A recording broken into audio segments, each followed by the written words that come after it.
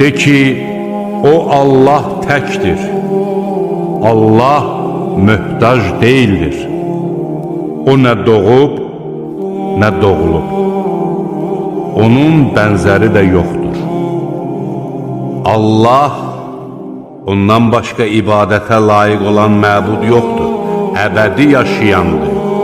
Bütün yaratdıqlarının qəyyumudur. Onu nə mürgü, nə də yuxu tutar. Göylərdə və yerdə nə varsa ona məxsusdur. Onun izni olmadan, onun yanında kim havadarlıq eləyə bilər?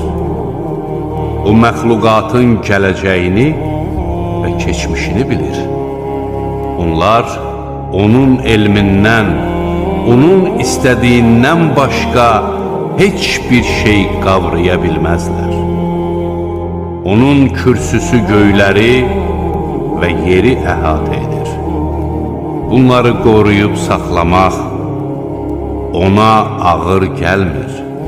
O ucadır, uludur.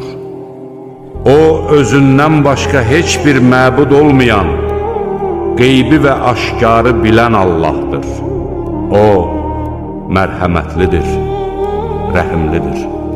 O özündən başqa heç bir məbud olmayan, hökmran, müqəddəs, pak, haqqı təsdiq edən, hər şeyi müşahidə edən, qüdrətli, qadir, məğrur Allahdır.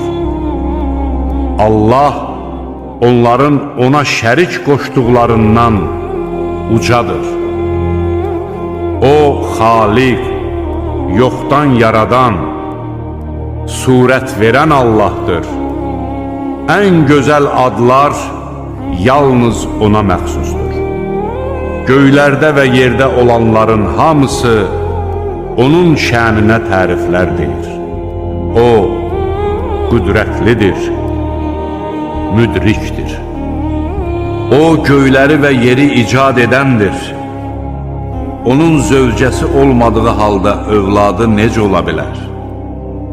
Hər şeyi o xəlq etmişdir.